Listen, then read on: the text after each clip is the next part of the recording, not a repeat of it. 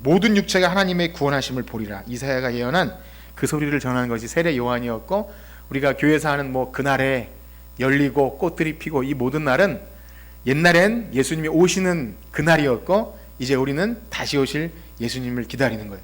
기다리는 자들은 마침내 그날이 올 때까지 모든 육체가 주를 보게 하는 것, 모든 육체가 하나님의 구원하심을 보리라. 오전 거였는데 6절 한번 읽어볼까요? 제가 말씀 안 드렸는데 3장 6절에 보면 피고 계시죠? 누가복음 3장 6절 한번 읽어볼까요? 시작. 모든 육체가 하나님의 구원하심을 보리라. 아멘. 그래서 그걸 믿는 자들은 세례 요한처럼 예수님을 맞을 준비하도록 길을 열어주고, 또 평탄한 울퉁불퉁한 것을 다듬어줘. 높은 산은 낮아지고 골짜기는 메워지고 이렇게 꾸불꾸불한 것은 바로 이 모든 일들이 여러분이 삶에서 또 선교지에서 복음을 전하는 일인 줄 믿습니다.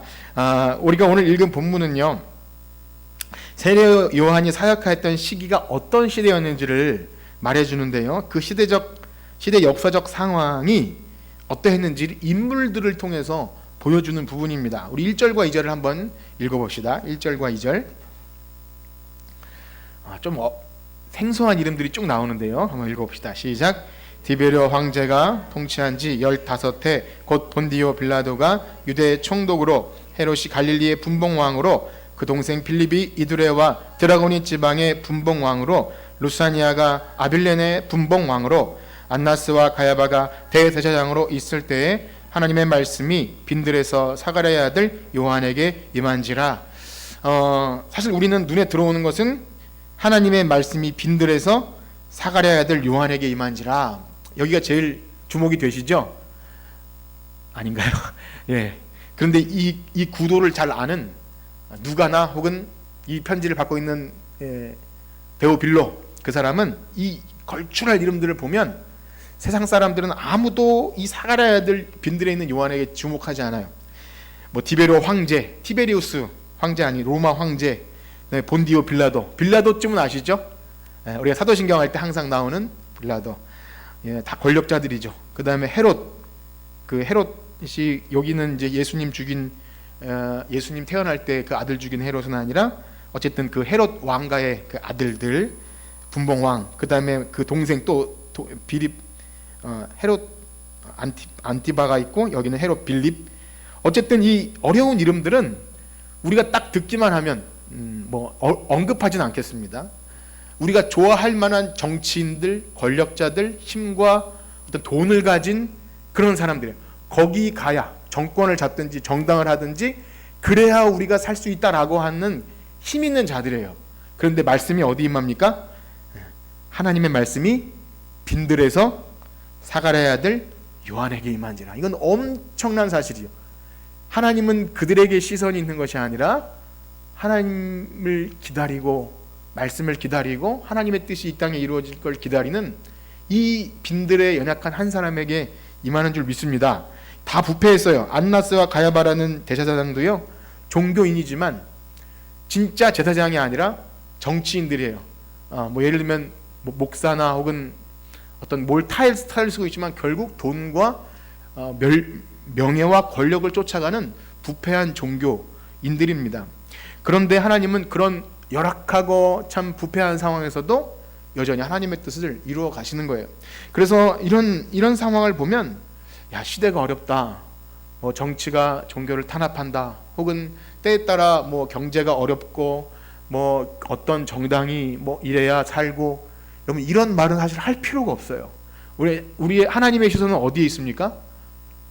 말씀이 있는 곳, 하나님의 말씀을 순종하는 그 빈들, 대도시 혹은 높은 빌딩과 여의도와 강남과 이런 것이 아니라 변두리의 아주 작은 곳에 하나님의 말씀을 순종해서 살아가는 그 한 곳에 하나님 말씀이 하고 거기에 예수님 맞을 준비를 하는 세례 요한이 있는 거예요. 그래서 어떤 분이 그런 말씀을 하셔서 저도 관심이 좀 있는데요, 정치와 또 나라의 어떤 뒤숭숭할 때 기독교가 항상 연루되잖아요. 그리고 어떤 목사님은 좌파고 우파고 이런 생각을 갖게 되는데 아무 의미가 없어요.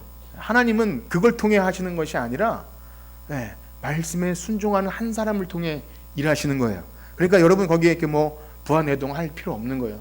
우리가 우리의 삶 가운데 말씀에 순종하고 있는가? 연약한 한 영혼에게 또 복음이 필요한 그곳에 관심이 있는가? 하나님은 바벨론 포로기에도요. 그 다음에 애굽에 포로된 상태에서도 하나님의 언약은 끊어지지가 않아요. 다시 오실 주님을 기다리는 자들에게는 여전히 그 언약이 신실하게 이행이 됩니다. 그러므로 그날을 기다리는 자들은요, 이 땅에서 여기 나온 걸출한 이름들, 뭐 황제, 본디오 빌라도, 헤롯, 야 어떤 뭐 정치와 권력이 제대로 서야 뭐 교회가 보호받고 상관이 없는 거예요. 하나님 나라는 여전히 하나님께서 일하시는 줄 믿습니다. 그래서 이것은 오늘날 우리로 하여금 굉장히 많은 생각을 하게 돼요.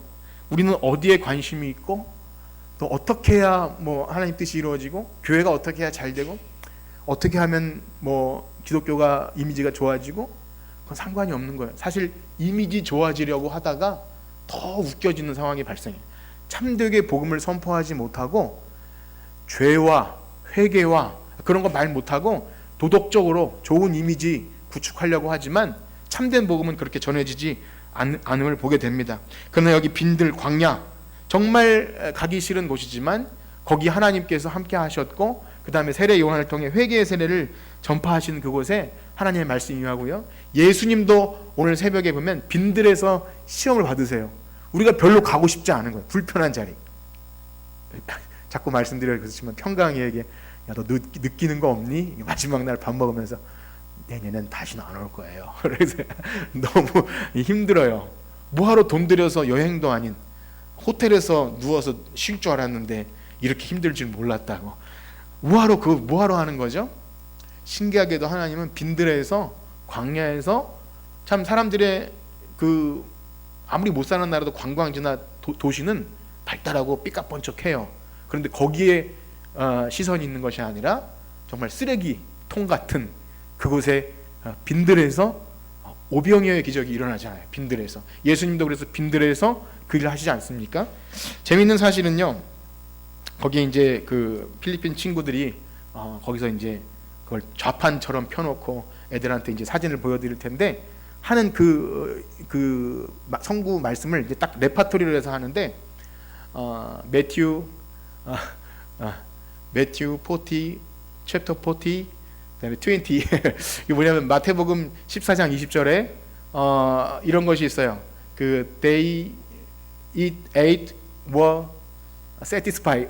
이게 뭐냐면 그들이 만족하게 배불리 먹었더라. 그 이제 예수님의 오병이어 그거를 제가 뭐 영어도 잘 못하면서 이렇게 해서 죄송한데 they all ate and were satisfied 이거를 이렇게 해요. 애들이 따라해요. 빈들에서 이 어린이와 모든 사람들이 배불리 먹었더라. 물론 오병이어의 기적을 얘기하는 것이겠지만 그런 생각이 들었어요. 먹을 것이 풍부한 곳에서는 와플 쪼꼬 발라준다 그래도 뭐 입에 태태할지도 있어요. 근데 그 아이들이 너무 그걸 먹고 좋아하는 거예요.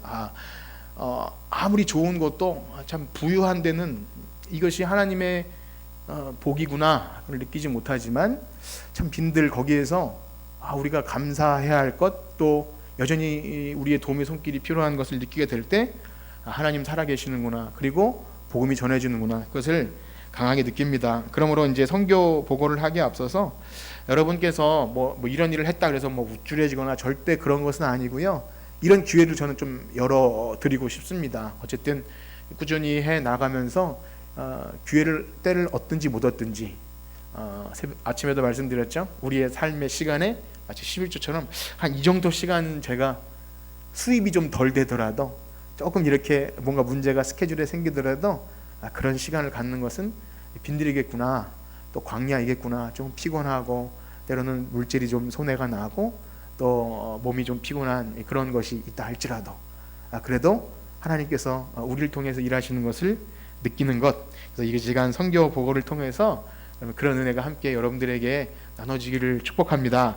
화면을 보시면서 좀 설명을 드릴 텐데요.